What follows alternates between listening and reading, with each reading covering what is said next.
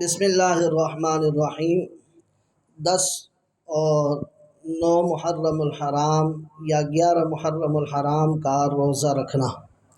صحیح بخاری میں حضرت ابن عباس رضی اللہ تعالیٰ عنہ سے روایت ہے کہ جناب رسول اللہ صلی اللہ علیہ وسلم مدینہ طیبہ میں تشریف لائے تو دیکھا کہ یہودی اس 10 محرم الحرام والے دن روزہ رکھتے تھے، تو آپ صلی اللہ علیہ وسلم نے ان سے پوچھا کہ آپ اس دن روزہ کیوں رکھتے ہو؟ یہودیوں نے کہا کہ ہم اس دن روزہ اس لیے رکھتے ہیں کہ ہمارے پیغمبر موسیٰ علیہ السلام روزہ رکھا کرتے تھے۔